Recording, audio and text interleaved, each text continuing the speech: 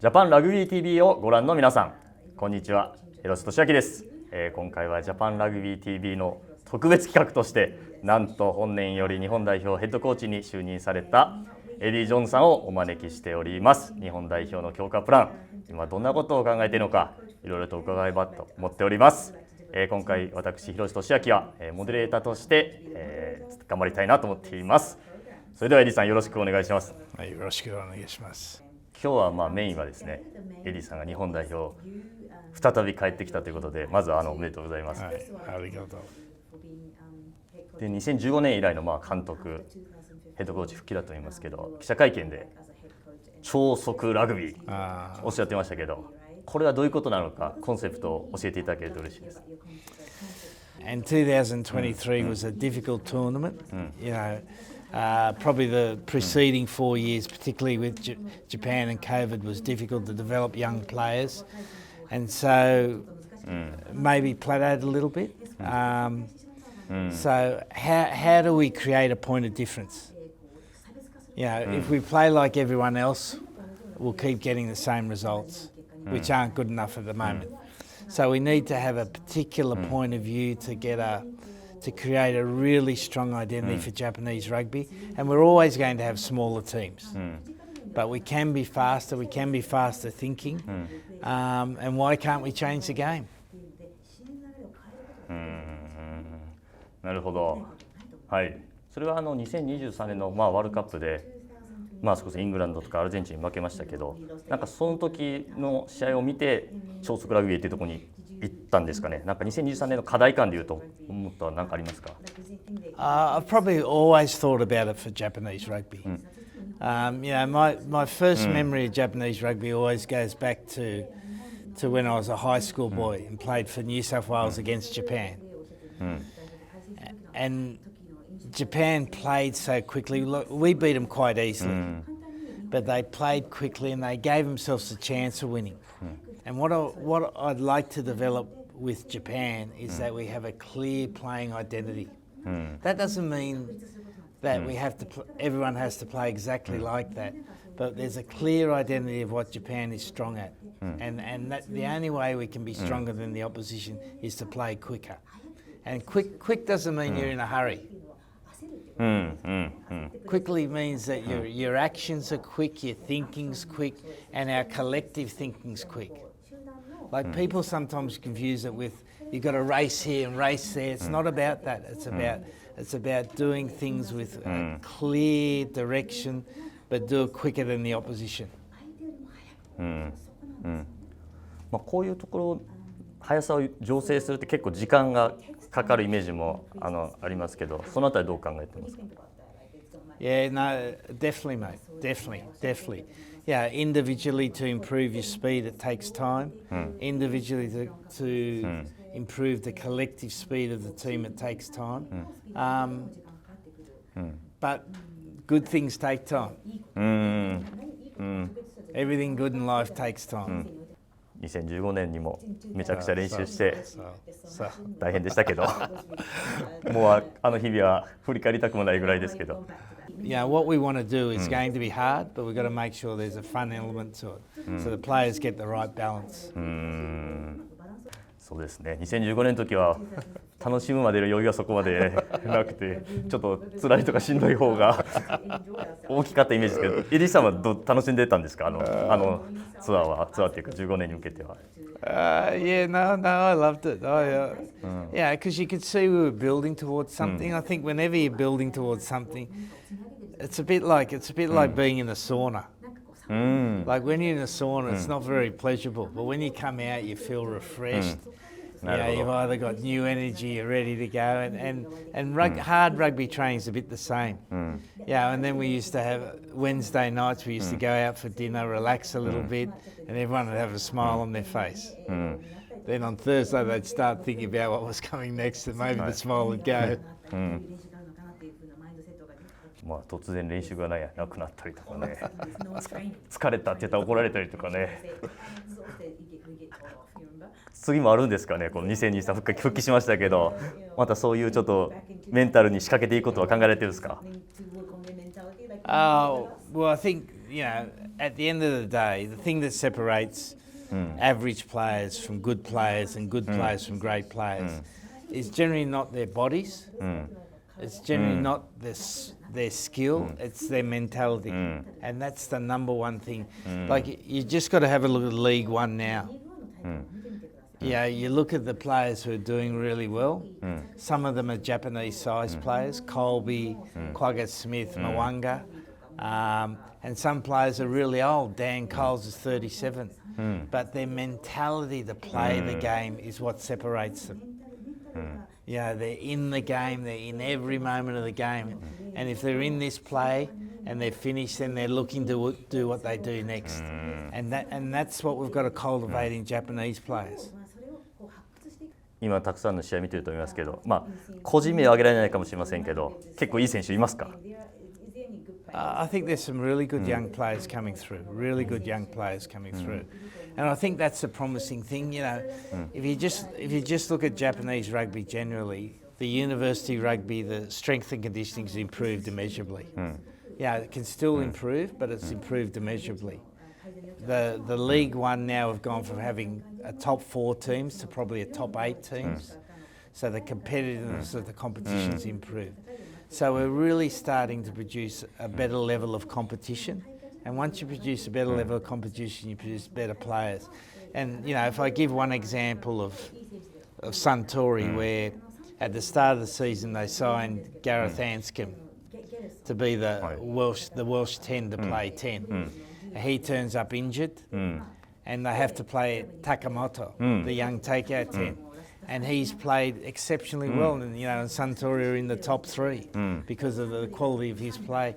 And if he didn't get that opportunity to play, we'd never know what he's like. So we've got to make sure that the Japanese players work really hard, that when they get their opportunity, they're good enough to take it. 今リーグワンのには結構海外の選手がやっぱり多くなっていて、それによってレベルも上がっていると思いますけど、おっしゃるように日本人選手のチャンスは少し少なくなってきてるなという、このバランスは少し考えないといけないかなと個人的には思ってますけど、そこはいかがですかね、ヘッドコーチになってみて。Yeah, well, I think, one of the great things is the positive things now is League One is seen as a competition around the world that's a top level competition. So that's fantastic. And what we've got to do, and this is a plan between the clubs and the JRFU, and it needs to be done together.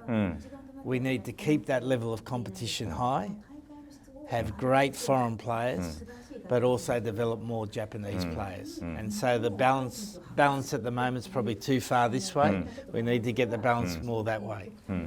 But that needs to be a plan and needs to be done strategically.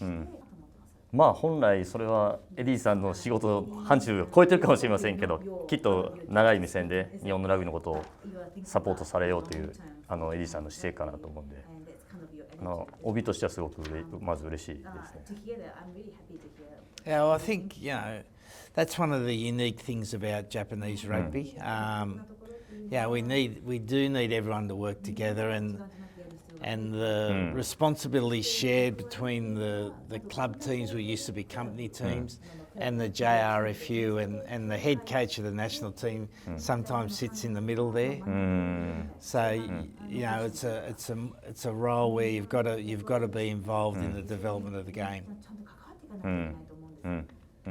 なんか大学生とか高校生のシステムをちょっと変えれたらいいっていうのもね、なんか僕らが言うと慶応の OB の広瀬何言ってんねんみたいなことになりかねないですけど、エリさんが客観的に言ってもらえると改めて考え直すことができるので、ありがたい提言だったなと思ってますね。あとはですね、このラグビーのなんでしょうね、スタイルが変わってきてるといいますか、2015年とは大きく変わったと思いますけども、特にそのプレー時間とかそこら辺変わっていると思いますけども、プレーする時間、ワンプレーの時間とか、そのあたりは今どう捉えてどういうふうに考えられてますか？ Yeah, well, it has become very much a stop and start game.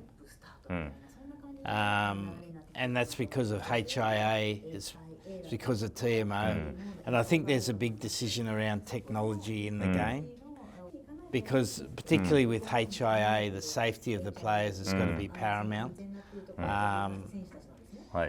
And so those interventions are really important, and technology has become such a big part of our world. You know, people want perfection, don't they? You know, people don't put a photo of themselves not looking good on Instagram. They don't take a photo of terrible food on Instagram. Everything's perfect. So people want their sport to be perfect. So whether you can take technology away now is a very questionable point. これはでもすごい面白いテーマですね。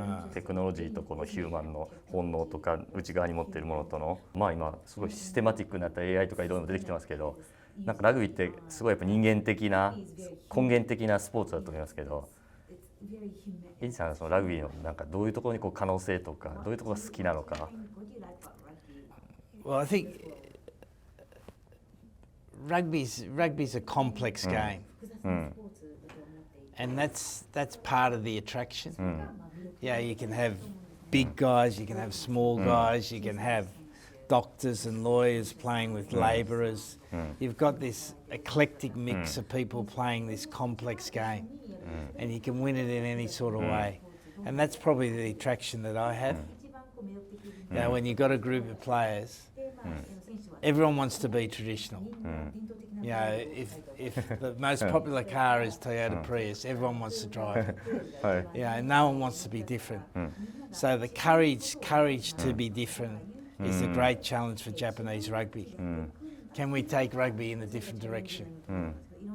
なんかいつもエディさんはね、コンペティティブだし、変革をしようとして、なんで今回もね、個人的にはすごくワクワクしてますね。あと選手もやっぱりどんどんこう変わっていくと思いますけども、まあリーチマイケルももう結構おじさんに50歳まで50歳までできるのかなというのはありますけれど、どんどんね選手交代っていうのはあると思いますけども、結構若い選手が今回入ってきそうですかね。And I think one of the big changes in Japan is now most of the young players are now professional players, whereas you know 10 years ago 70% of the players were company players. So if you're a company player, say you're at Toshiba, you had to work in the factory, then you get to training, you couldn't wait to train, you couldn't wait to talk about rugby because maybe the work wasn't so good. But いやそんなことはないと思います。I love ね。At Suntory you're selling beer, Yeah. you know, Rico you're selling copies, whatever. And so rugby was seen as this fantastic thing where you loved. And it's not that the players don't love the game anymore, but now they're professional, it's their job. So when they're not doing their job, they don't want to talk about rugby, they don't want to watch rugby. なるほど。But rugby is a complex game, and you need to talk about it, and you need to watch it.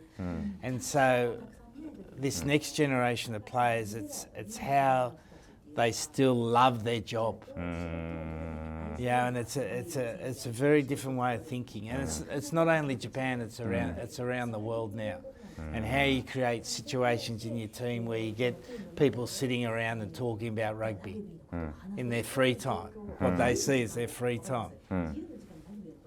Very different.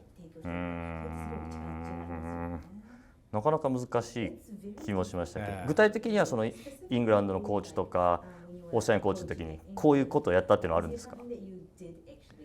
One of the things that we've always tried to do, and I know New Zealand have done the same, is just create smaller groups to go away and talk about the game. You know, go and have a coffee, just talk about one or two areas of the game. And because rugby is a complex game and training now is limited, you need to be talking about the game. なるほど。 So we'd have small groups that go away and have coffee, nights out to have dinner in smaller groups, where you might give them one problem to talk about in terms of the rugby, and then the rest of it's free. それはエディさんが、サポートできることもあると思いますけど、プレイヤーのリーダーシップがやっぱり重要になってくると思いますけども、いかがですかね。It's always the most important thing, mate. Always the most important thing.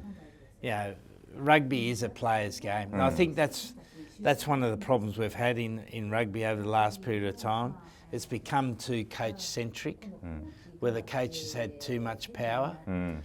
Because in a game of rugby, as you well know, once you get on the field, the coach has no way of communicating. It's up to the players to lead. And so we need to create better leaders in terms of players. And particularly in Japan, probably the other layer you throw on top of that is the hierarchy in Japan. You know, where you've got senior players, junior players. So we'll need going forward to work really hard on creating a leadership group that has flexibility and adaptability, and then get the other players to follow them. Yeah, it's easy to make decisions, but then you got to get people to follow you.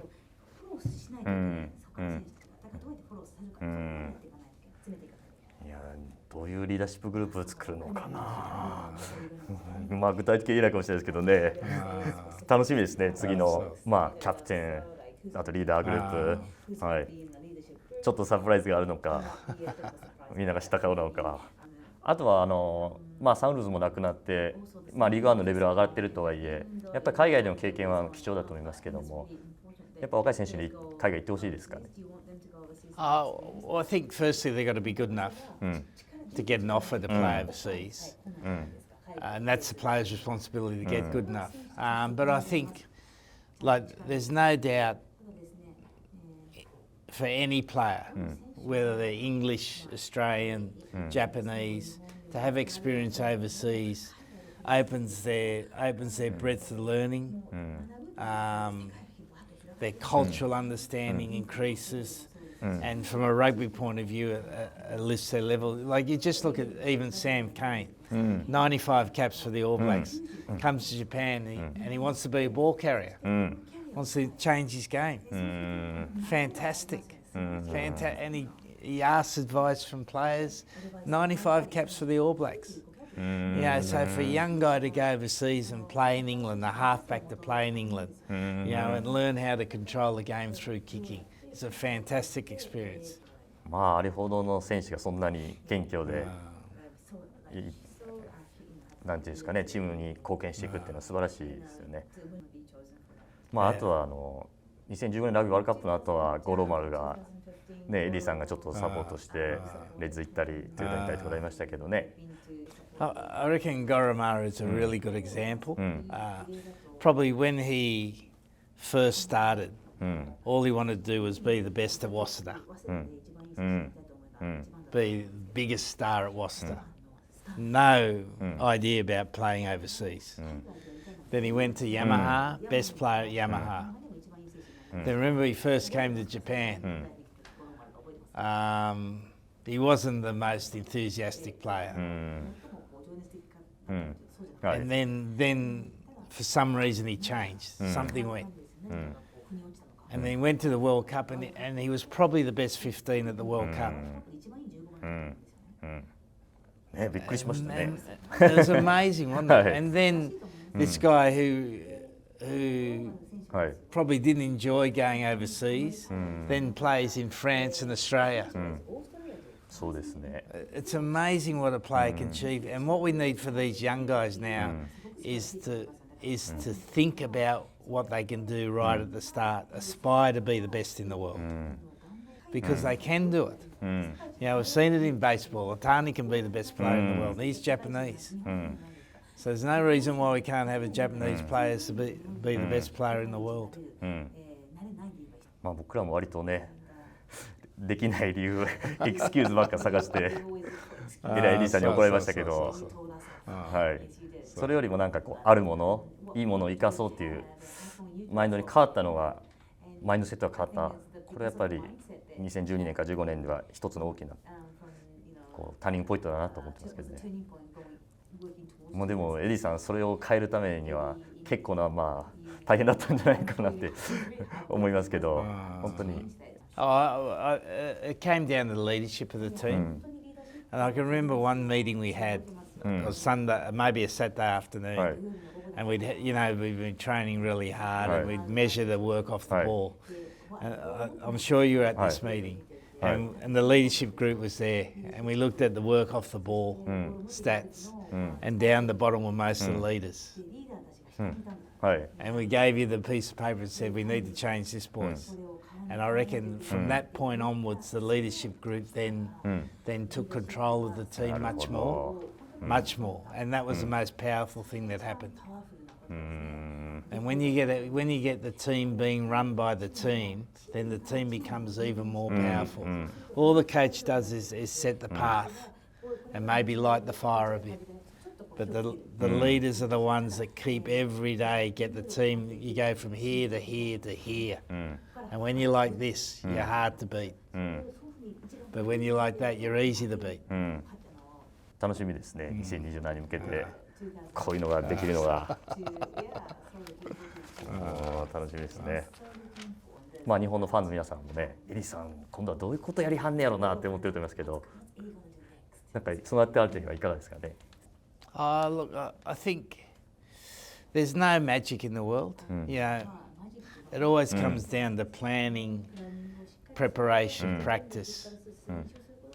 So planning-wise, now particularly, the quality of your staff's so important because it's not one person, it's not two people. You need a staff of 20 working together as a team to provide the best environment for the players to flourish.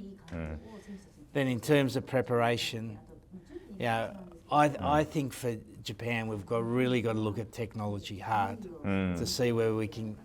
That'll be the head start. We can get on the rest of the world, where we can maybe use technology as a substantial learning point for the players. So we're in the midst of discussing that with various partners.